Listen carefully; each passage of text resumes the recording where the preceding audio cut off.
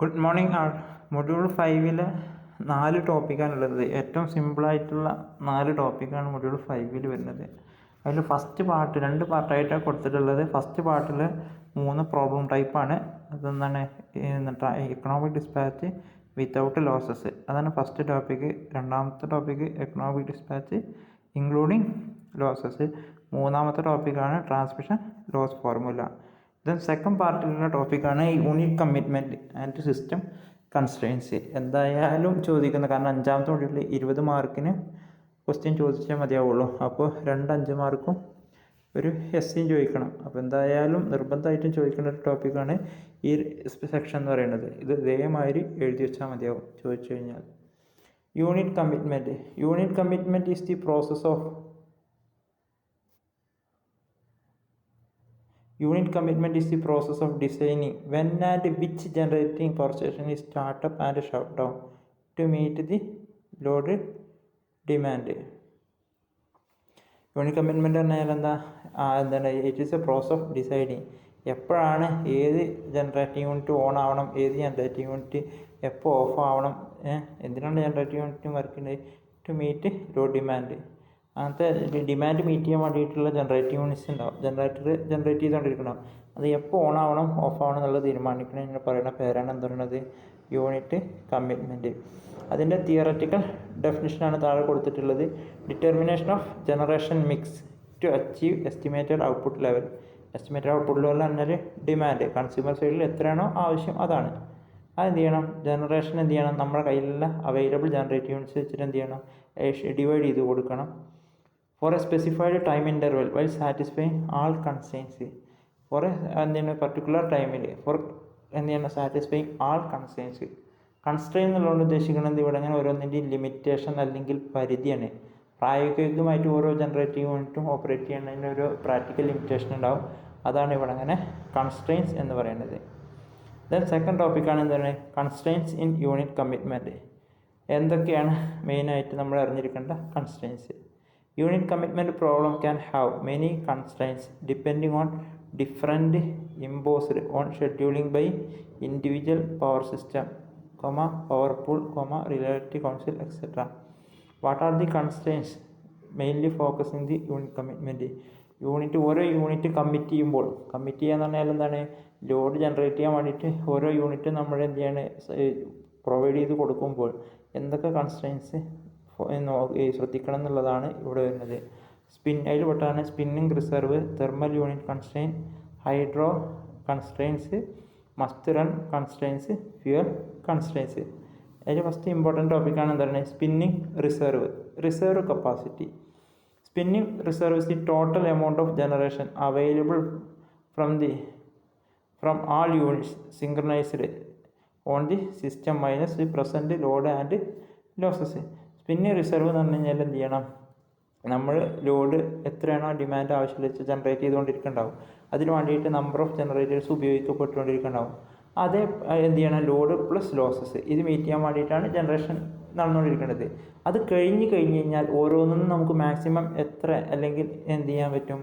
ബാക്കിയുണ്ട് ജനറേറ്റ് ചെയ്യാനുള്ള കപ്പാസിറ്റി ബാക്കി എത്ര ഉണ്ട് എന്നുള്ളതാണ് സ്പിന്നിങ് റിസർവിൽ വരുന്നത്. അത് എന്തിനു വേണ്ടിയിട്ടാണ് കാൽക്കുലേറ്റ് ചെയ്ത് വെക്കണേ? ഈ ഓപ്പറേറ്റ് ചെയ്തുകൊണ്ടിരിക്കുമ്പോൾ ഏതെങ്കിലും ജനറേറ്റർ ഫെയിലിയർ ആയി കഴിഞ്ഞാൽ ആ ജനറേറ്റർ ജനറേറ്റ് ചെയ്തുകൊണ്ടിരിക്കുന്ന പവർ എന്ത് ചെയ്യണം? ബാക്കിയുള്ള അവൈലബിൾ ജനറേറ്റിംഗ് യൂണിറ്റ്സിൻ്റെ ഇടയിൽ എന്ത് ചെയ്യണം? ലോഡ് ഷെയർ ചെയ്യണം. അതിന് വേണ്ടിയിട്ടാണ് സ്പിന്നിങ് റിസർവ് കപ്പാസിറ്റി കാൽക്കുലേറ്റ് ചെയ്യണത്. അതിൻ്റെ തിയററ്റിക്കൽ ഡെഫിനിഷൻ എന്ന് പറഞ്ഞാൽ എന്താണ്? It is the total amount of generation available.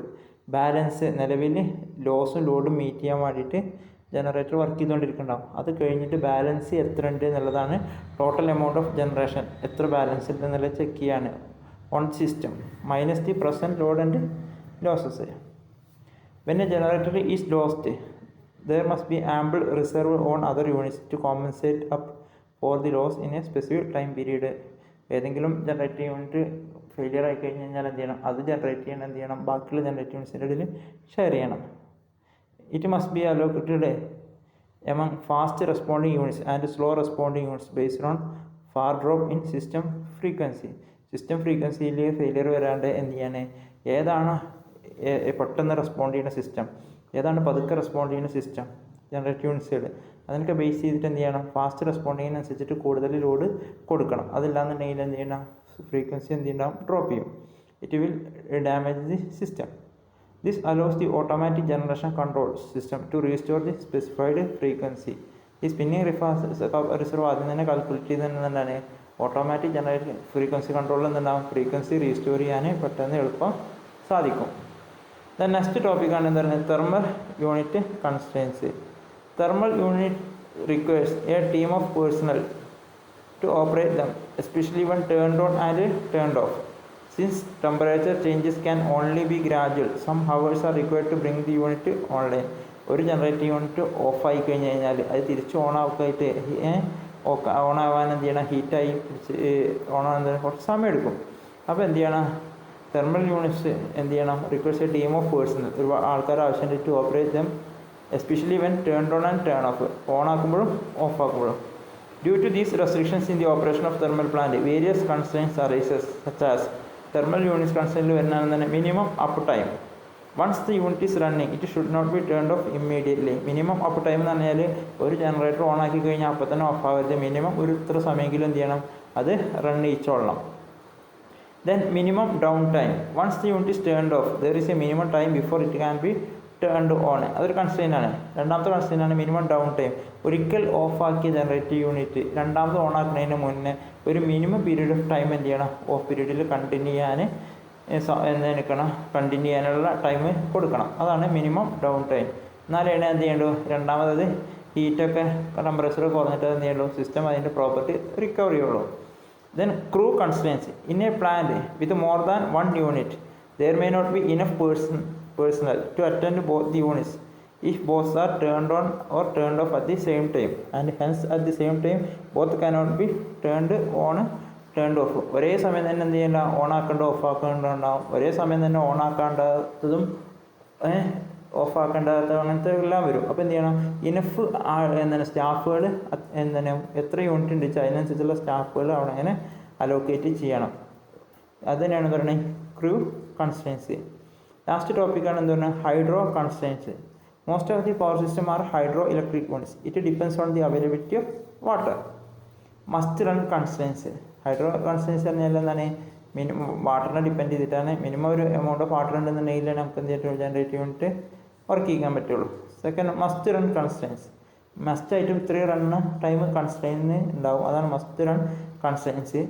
Some units must run during certain times of the year for voltage support on the transmission network or for supply of steam for uses outside the steam plant itself.